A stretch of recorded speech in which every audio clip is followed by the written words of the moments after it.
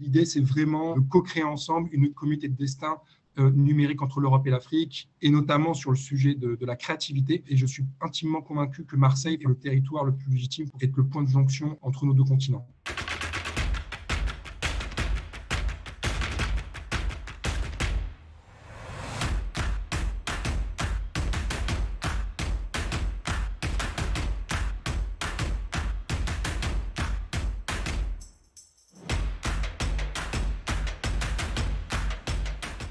Alors, pour rentrer tout de suite dans la discussion, moi, je voudrais savoir ce que vous pensez justement de l'apparition, du développement de ces nouvelles technologies dans ces filières, soit de l'industrie musicale, soit dans l'innovation, et leurs conséquences en Afrique. Le point de vue qu'on peut avoir un peu rapidement, peut-être un peu naïvement, c'est que ça peut être à la fois une chance, mais aussi une malédiction. Technologie, nouvelle technologie, chance ou malédiction, moi je dirais tout simplement que la technologie, c'est un vecteur, il faut pas la diaboliser, elle n'est pas bonne ou mauvaise en soi. Alors moi je dirais que ce nouveau monde numérique qui dessine aussi en creux, et ça c'est le risque que je vois apparaître, des sociétés à deux vitesses entre des centres connectés et des déserts numériques. L'accès à la connexion Internet qui est devenu le nouveau carburant des inégalités sociales, cette coupure entre le monde des connectés versus le monde des non connectés. Mais la technologie peut être aussi avoir un fort pouvoir de transformation sociale et sociétale.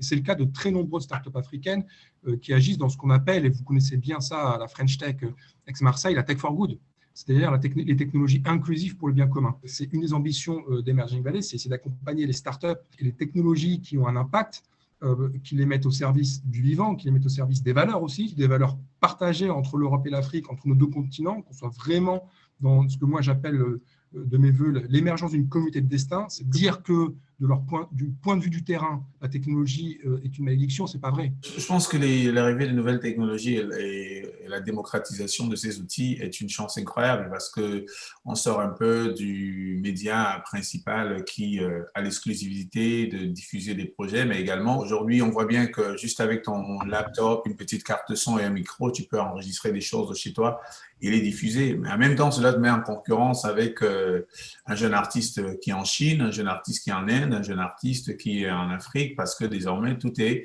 diffusé exactement sur la même plateforme. Comment est-ce que, justement, cet accès aux outils aujourd'hui peut faciliter la création et comment cette création peut être tout simplement mise en valeur? Et c'est là où intervient, je pense, notre singularité, que nous ayons une identité qui nous soit propre. Pour moi, c'est une opportunité de pouvoir justement se démarquer de la standardisation de notre société. C'est ta singularité qui te sauve, en fait.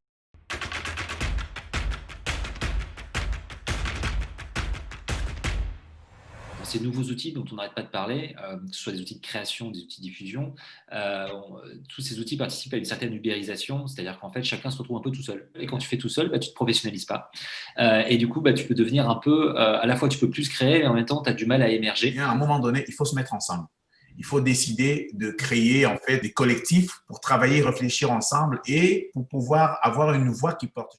Face à l'essolement de tous les acteurs, face à l'amoindrissement du pouvoir des labels, la solution, c'est la professionnalisation par le regroupement et la solidarité entre l'ensemble des acteurs pour pouvoir peser, pour pouvoir professionnaliser, pour pouvoir créer des nouveaux circuits de diffusion.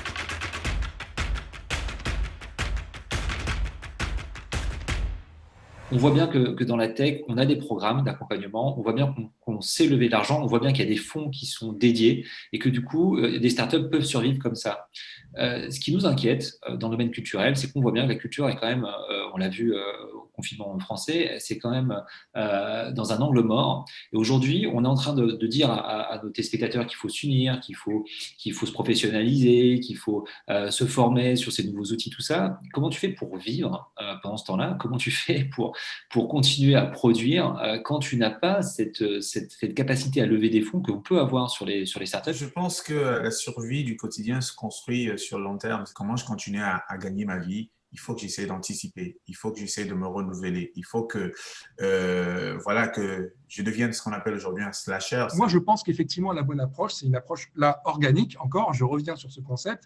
C'est bien sûr qu'il y a les grandes majors, mais ici, on commençait cette stratégie d'abord d'alliance entre les producteurs de contenu qui, comme l'expliquait très bien Blick, ont des difficultés parfois à monétiser sur le digital, ne maîtrisent pas forcément les outils, se rapprocher des acteurs du digital qui sont parfois leurs voisins qui sont dans le même incubateur, qui ont le même mindset, mais qui, eux, ne sont pas des producteurs de contenu culturel, mais qui, eux, proposent des plateformes.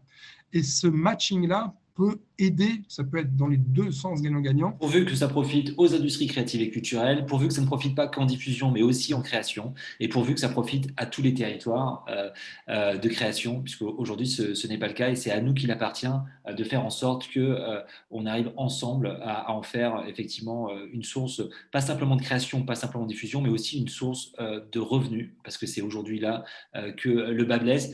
Merci beaucoup Samir, merci beaucoup Big Bassi. C'était un plaisir d'échanger avec vous. J'espère que ça a pu, vous qui nous regardez, vous apporter des sources de réflexion, des sources d'inspiration. Je vous souhaite à tous une très bonne fin de journée. Au revoir. Au revoir.